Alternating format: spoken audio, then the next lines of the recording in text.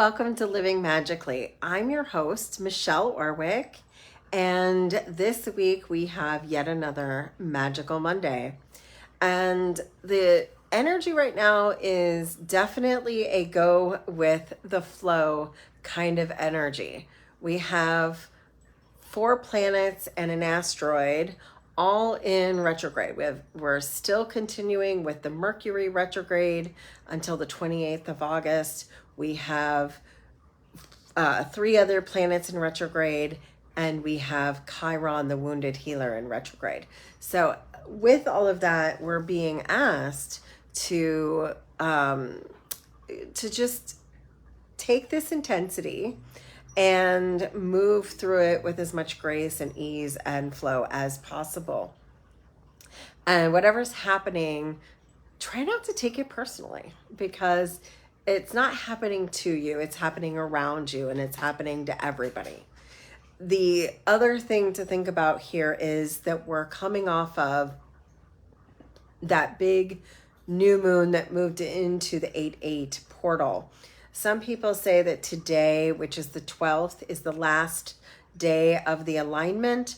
Other people are saying the end of the 8-8 portal is actually on the 17th, which is another 8. So you could still feel it and use it all the way up until the 17th, where we'll have another 8-8-8 day where all of the energy adds up to 8, and we're still in Leo. Most people do not consider the 26th part of the 8-8 Lion's Gate, because at that point we'll have moved into Virgo. And it's interesting because the Mercury retrograde right now is in Leo, and at the end of the month it will be moving into Virgo. So most of the time Mercury retrograde is in the same sign, affecting us the same way for the entire 3 weeks. And so this is kind of rare to actually have it affect us in more of a communication and outward way at the beginning part of this month, and more about looking at things that we're analyzing and perfecting and creating systems for at the end, even our health at the end of the month. So those 2 things will change here in another week and a half or so when we move into Virgo season. But right now, for this week, we are in the last week and a half of Leo. So these things are going to be really prominent with the energy of this seeing yourself from a fixed state. Leo is a fixed sign. So when we are wanting to look at this, it's how we see ourselves and how the world sees us. And so do not be in that fixed state energy where you are not willing to change. In fact, the whole world is going through an identity crisis, and you are probably not the only one. In fact, think about this in giving grace. If you're going through an identity crisis and the world is going through the identity crisis, so is every person you come in contact with. We're asking ourselves, who are we? And you probably are asking yourself, who are you? And so I encourage you to look at, what do I desire? What's going to bring me joy? And what am I going to do to make steps toward that? And Virgo season's going to be very helpful to start that integration. In the meantime, we're going to have a full moon next Monday, which means we're in that manifestation time. The new moon was a week ago. We have a full moon in a week, and you'll start really feeling that peak of the full moon, the manifesting side of the full moon, on Friday, Saturday, and Sunday. And as that goes forward, you might get more and more intense. So we're coming off of that Lionsgate intensity, and we're getting ready for a supermoon intensity.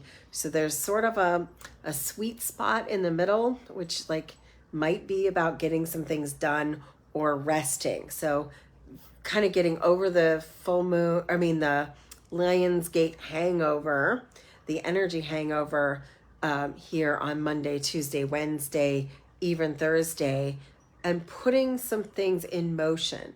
Because when we're manifesting, we want to put things in motion. And we might be in a little bit of trial and error with some of these retrogrades. But I do want you to make an effort toward actions toward your dreams. We are creating here together a new world. We're co-creating a new reality. And in that, what do you desire and how do you make tiny little incremental steps toward it? So if it's weight loss journey, maybe you're putting better food in your mouth, or getting a little more exercise. Or if it's a sleep journey, maybe you're going to bed earlier. If it's an exercise journey, maybe you're just getting out there and taking a walk. If it's a work journey, maybe you're looking at new jobs or creating a new business. If it's a relationship journey, maybe you're starting to go out and meet people, start joining dating groups, or putting yourself out there. If it's a family journey, you can see what I'm saying. Whatever your journey is, make little steps, and they don't have to be something you're going to do forever. At this point, they're the steps to get you to try it out, try it on for size, and remember, you can reevaluate and you can change things as you go. There's experimenting in recipes and in science. Your life can be an experiment too. And that's this energy, really. We have this Aquarius Supermoon. And so that is a supermoon about the new age. And it's the dawning of a new age. And to do that, you're going to be a new person. And the world's going to have a new viewpoint. And there's going to be things that are just plain different. So give yourself some grace and give yourself a chance to make a mistake. Like, we are so afraid of making a mistake or getting rejected that we don't try anything new.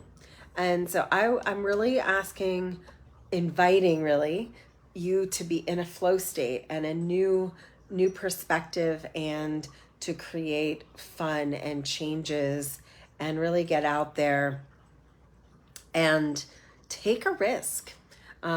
Take a risk without feeling like you have to be solid on it. Like, there's a liminal in between happening here. We're going to be starting the eclipses. The next eclipse will be happening at the following full moon after this one. So as we start moving into September and October, there's a change coming. And so I love to try things on for size and just see how it feels. And it's a good time for that. We're not going to have any stable energy until the new year. And maybe even after that, 2024, the end of this year, and all of 2025 is about true change on planet Earth. And to do that, that means all of these dreams and desires you're having for who you're going to be in New Earth is coming to the surface. So I want you to really start acting as if. I invite you to just be the version of you that wants to come forward. And if you try it on and you don't like it, you have free will and agency to change it. And if you don't like who you've become, it's a good time to try that free will on and vocalize and invent. It's really perfect time for reinventing yourself and for that change to come in. I invite you to not be in stuck energy, but really in the flow and really in the curiosity and in the inquiry of, what do I want? What do I desire? What can I become? What is possible? And how do I live my life from that level of purity and possibility and interest and excitement? And that's sort of where I'm at for this week for you. There is a huge day next Monday, so we'll talk about that energy on the next podcast. But this week, just go forward. It's the first day of school for so many this week. Today, next week for some. So it's that new beginning of a school year, a new educational time. So I think of this as a time to move forward. So if there's something you need to learn, whether you're starting out on high school or college, maybe it's time for you to be putting yourself into Earth School and learning what you wish to learn, and maybe making that extra commitment. Often it's a recommitment too.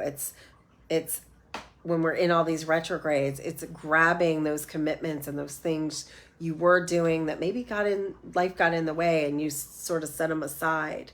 So if there's something you've been meaning to do or partway through, great time to complete a project, great time to finish something that's got started that isn't finished. It's a great time to get things out of the way and done that will give you more space, more time, more opportunity for the future, or even those certifications to give you more stability for that future career. And on that note, because it is the beginning of a school year, I often start my spiritual life coaching program and teach Theta Healing with my weekend warriors. So I do have a basic Theta Healing class. It'll be the last one taught on a weekend until January. So if you are interested in taking a basic Theta Healing certification course with me, and either just that as a one-off class or starting my spiritual life coaching program, we do have that entry point this weekend. It's Friday, Saturday, and Sunday, and I really do hope that you would look at this life-changing modality if it is time for you to heal something deeply in yourself, or if it's time for you to go out and make a new career jump, or just if you're already a healer and you want to make remote and distance healing and deep spiritual changes for people and for yourself. So some people do it for themselves as a healing, or they do it for others. And as I always say, give a healing, get a healing. The Theta Healing modality might just be something you want to look at. I'm happy to get on a phone call if you have some questions. And like I said, it starts this weekend. And so I did that very intentionally because it's the start of the calendar school year. And I sort of treat it like a school in that way.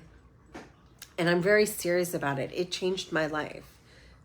In 2010, I took my basic Theta Healing class. And that was the moment that I started moving toward my actual destiny, my actual path of my creative future. And with that, I invite you to class, and I wish you a really magical weekend. With that full moon, go out and dance, have fun, do a drum circle, do a burn ritual where you let go of something and you call something in.